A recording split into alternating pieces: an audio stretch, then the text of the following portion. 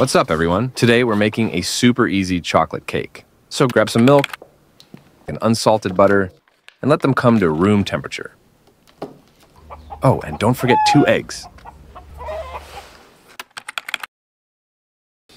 Grab a big bowl. It'll make mixing easier and keep things nice and tidy. Add 1 3/4 cups of flour, 2/3 cup of cocoa powder, and 2 teaspoons of baking powder. Now sift it all together. The best part about this recipe, it's a total lifesaver when you're short on time or just not in the mood for complicated baking. Just mix it all together and you'll have a quick chocolate treat in no time. Next, add some sugar, just granulated white, and a pinch of salt. Mix everything together until it's well combined. While you're mixing, think about how nice it is to make something so simple yet so delicious. It's kind of like life. Sometimes the best things are the simplest. Now, let's prep the pan. Line the bottom of an 8-inch springform pan with parchment paper and grease it with butter. Make sure the parchment circle is a bit larger than the pan bottom, so it fills in the gaps and keeps the batter from leaking out. By the way, here's a quick and easy way to make a circle. Fold the parchment paper in half, and then fold it again. Next, fold it diagonally, and fold it diagonally one more time. This will give you a triangle shape.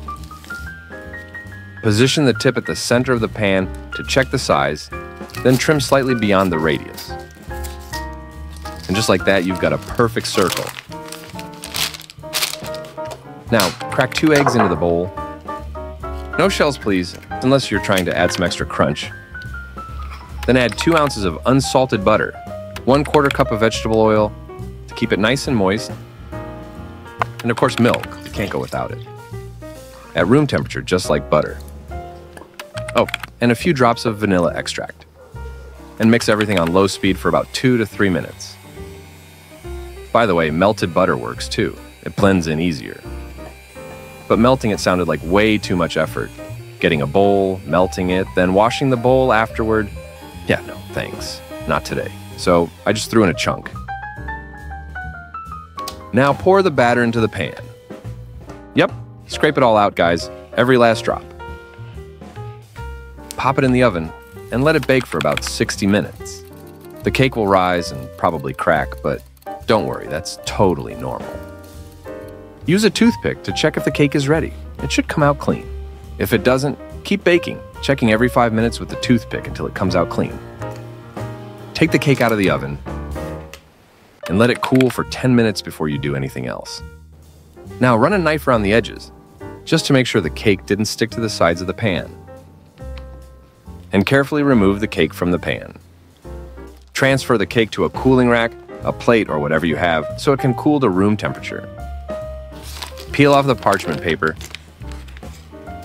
tuck the cake in plastic wrap, and let it rest in the fridge for 40 to 60 minutes. This will help the crust soften and become nice and moist. Meanwhile, let's make the frosting. In a bowl, add about 1/3 cup of powdered sugar and 4 ounces of mascarpone cheese. You can also use Philadelphia if you like. Beat on low speed for 2 to 3 minutes until you get a creamy, airy texture. I always love this part. There's something so satisfying watching the mixer turn simple ingredients into something smooth and creamy. Next, in a separate tall glass, pour in 1/4 cup of heavy cream. And beat the heavy cream as well. It's easier to do it in a tall glass since the amount isn't that big. Beat it for a couple of minutes on medium speed until it thickens and starts to form soft peaks. You'll notice it getting fluffier and creamier, just the way we want it. Add the whipped cream to the mascarpone and fold it in with a silicone spatula. Just look at how gorgeous this is. Too bad we can't just dive in and eat it straight from the bowl. Gotta save it for our cake, guys. By the way, what's your favorite frosting flavor? Drop your comments below, I'd really like to know. Now, carefully trim the top of the cake using a serrated knife. Just run it around the edges like we did in another video. Then slide the thread through for a clean cut. Just like that. Carefully remove the top. Don't worry if it breaks, let's not cry over it, folks. And now we need to slice it in half. I'm using this cake cutting wire, or a cake leveler I think it's called, but you can totally use a serrated knife and some thread. Now to keep the top layer from breaking, I gently slide a piece of parchment paper between the two cake layers, so the top layer rests on the paper. Then carefully lift it up and transfer it onto a plate or any flat surface you've got nearby. And simply remove the parchment paper from underneath the cake layer. Drop the frosting onto the first layer and spread it evenly across, using an offset spatula like you're some sort of sculptor or builder. Or, just use a knife, a spatula, or whatever else you've got within your arm's reach. Oh, it's so smooth. The frosting looks gorgeous, doesn't it? Then carefully place the second layer on top. By the way, if you're enjoying this video so far, make sure to give it a thumbs up and subscribe to the channel. Now, let's make the ganache. Grab a bar of 70% dark chocolate and chop it up nice and fine. The smaller the pieces, the smoother it melts. Then pour 2/3 cup of heavy cream into a saucepan and heat it over low heat until bubbles start forming around the edges. Don't let it boil, guys, or you'll end up with grainy ganache. Turn off the heat, remove it from the stove, and pour the cream over the chocolate. Let it sit for a minute or two for the chocolate to melt. And now give it a good whisk to combine everything.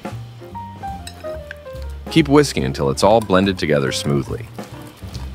You should end up with a smooth, silky ganache, just like this. And finally, pour the ganache over the cake. Look at how smoothly it flows. I can't wait to try this. Smooth the ganache over the cake. Just look at the way it shines. Absolute masterpiece waiting to be devoured. You can also spread it along the sides if you want to. Just make sure it's all nice and even. All right, folks, let's cut into this work of art.